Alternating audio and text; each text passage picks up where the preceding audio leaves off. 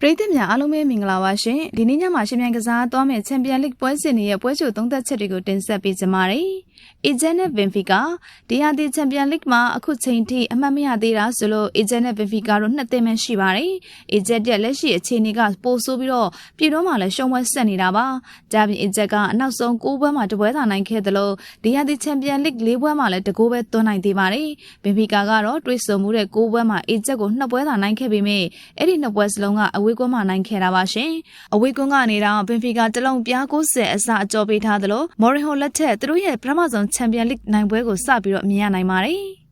ဂလာတာဆာရိနဲ့ယူနီယန်စိန်၄ပွဲမှာ3ပွဲနိုင်ဆိုတော့ဂလာတာဆာရိမှာက16သင်းအဆင့်ဓာတ်ရိုက်တက်နိုင်မဲ့မျှော်လင့်ချက်ရှိပါတယ်။အင်ကွန်းကန်ရတဲ့ချန်ပီယံလိဂ်2ပွဲစလုံးကိုနိုင်ထားတဲ့အဲ့ဒီတူရကီကဒီယာဒီအင်ကွန်းကန်ရတဲ့ပွဲအများစုကိုလည်းနိုင်ထားတာပါ။၄ပွဲမှာ3ပွဲအရှုံးနဲ့စင်ဂူလိုက်ကတော့အခြေအနေမကောင်းပါဘူးရှင့်။ဒီဘယ်လ်ဂျီယန်ကလပ်ရဲ့အဓိကအားနည်းချက်ကတော့ခန်းစစ်ဖြစ်ပြီးတော့ဒီယာဒီချန်ပီယံလိဂ်၄ပွဲမှာ12ဂိုးတောင်ပေးထားရပါတယ်။တလုံး25ပြတ်အစားအကျော်ပေးထားတဲ့တူရကီသားတွေရဲ့အင်ကွန်းချေကိုရဲရဲဝံ့ဝံ့ယုံကြည်လိုက်ပါရှင်။ဘိုရိုဂလန်နဲ့ဂျူဗင်တက်စ်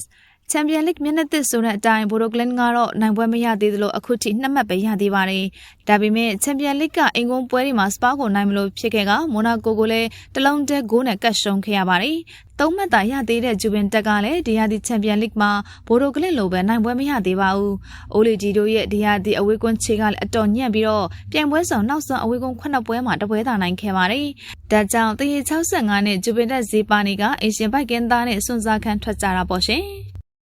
ဒေါမွန်နဲ့ဘီလာရီရဲ့၄ပွဲမှာ9မှတ်ဆိုတော့ဒေါမွန်အတွက်မဆိုးလာတဲ့ချန်ပီယံလိဂ်ဖြတ်သန်းမှုပါရှင်။အဲ့ဒီဂျာမန်ကလပ်ကစပိန်အသင်းတွေနဲ့ချန်ပီယံလိဂ်အိမ်ဝန်တွေ့ဆုံမှုနောက်ဆုံး၄ပွဲမှာလည်း3ပွဲနိုင်ချပါတယ်။၄ပွဲမှာ3ပွဲရှုံးပြီးတော့တမတ်သာရသေးတဲ့ဘီလာရီယန်ကတော့ချန်ပီယံလိဂ်အတွေ့အကြုံပိုင်းအားနေတာအတော်လေးကိုသိသာနေပါတယ်နော်။ချန်ပီယံလိဂ်ကအဝေးကွန်း2ပွဲစလုံးကိုဂိုးမသွန်းနိုင်မဲ့ရှုံးခဲ့တဲ့အဲ့ဒီစပိန်ကလပ်ကဂျာမန်အသင်းတွေနဲ့အဝေးကွန်းတွေ့ဆုံမှုနောက်ဆုံး၄ပွဲစလုံးမှာလည်းနိုင်ပွဲမရှိခဲ့ပါဘူး။ဒေါမန်တလုံးပြား80အစအကျော်ပေးထားသလိုအဝိုင်းယုံတတိုင်းကြီးနဲ့တသားတည်းရှိကြရအောင်ပါရှင်။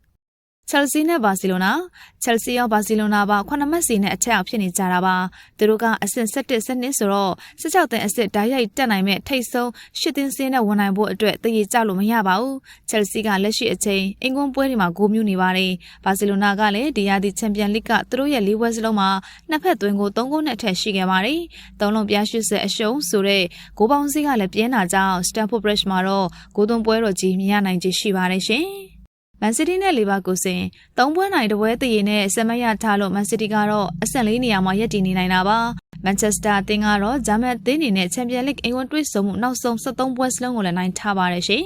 လီဗာပူးဆင်ကတော့9မှတ်ရထားပြီးမြဲအသင်းကြီးတွေနဲ့ဆိုရင်တော့ကွာဟမှုကြီးမားတယ်ဆိုတာ PSG ကို9ဂိုးပေးရတဲ့ပွဲမှာတွေ့မြင်ခဲ့ရပါတယ်ဒါ့အပြင်အဲ့ဒီဂျာမန်ကလပ်ကအင်္ဂလိပ်အသင်းနေနဲ့ချန်ပီယံလိဂ်အဝေးကွန်းတွေ့ဆုံမှုနောက်ဆုံး10ပွဲမှာလည်း10ပွဲရှုံးထားပါတယ်မန်စီးတီးနှလုံး10ပြအစားအကျော်ပေးထားသလိုဟာလန်တို့ရဲ့သွင်းဂိုးတွေကိုရေတွေ့ရမယ့်ညပါပဲရှင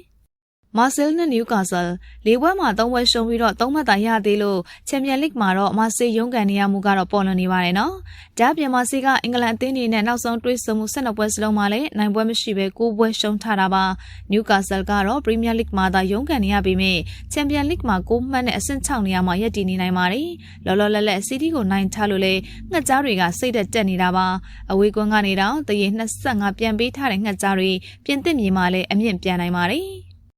ဆလာဗီးယားနဲ့ဘီဘာအိုနှစ်မှတ်သာရသေးတဲ့ဆလာဗီးယားဖရက်စ်ကတော့ဒီယာဒီချန်ပီယံလိဂ်မှာအိမ်ဖြစ်အဆင့်ချက်မပိုနိုင်ပါဘူးရှင်။ဒါပေမဲ့အဲ့ဒီချက်လက်ကအခုယာဒီအိမ်ကွန်းမှာတော့အာဆင်နယ်နဲ့တပွဲပဲရှုံးပါသေးတယ်နော်။သုံးမှတ်သာရသေးတဲ့ဘီဘာအိုကလည်းချန်ပီယံလိဂ်မှာရုံကန်ကိုဖျက်ဆီးနေရပါတယ်။ပြိုင်ပွဲဆောင်နောက်ဆုံး9ပွဲမှာ4ပွဲရှုံးထားတဲ့ဘီဘာအိုရဲ့အဓိကပြဿနာကတော့တိုက်စစ်လို့တောင်ဆိုနိုင်ပါတယ်။ကိုပေါင်းစင်နှလုံးပြား80အရှုံးသာတဲ့ချက်မြေမှာတော့ပြင်းရစရာချန်ပီယံလိဂ်ညတညဖြစ်မှာပါရှင်။နာပိုလီနဲ့ကာရာဘတ်၄ပွဲမှာ4မှတ်ဆိုတော့နာပိုလီကရှုံးထွက်တက်နိုင်ဖို့အတွက်အများကြီးယုံရအောင်ပါပ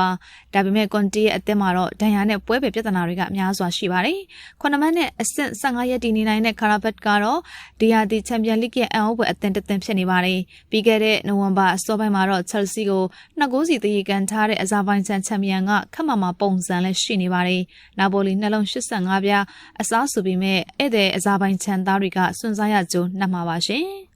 ဟုတ်ကဲ့ပါရှင်အခုတင်ဆက်ပေးခဲ့တာကတော့ဒီကနေ့ညမှာရှင်မြိုင်ကစားသွားမယ့်ချန်ပီယံလိပွဲစဉ်တွေရဲ့ပွဲကြိုသုံးသက်ချက်တွေကိုတင်ဆက်ပေးခဲ့တာဖြစ်ပါတယ်ကြည့်ရှုအားပေးခဲ့ကြတဲ့အတွက်လည်းကျေးဇူးတင်ပါတယ်ရှင်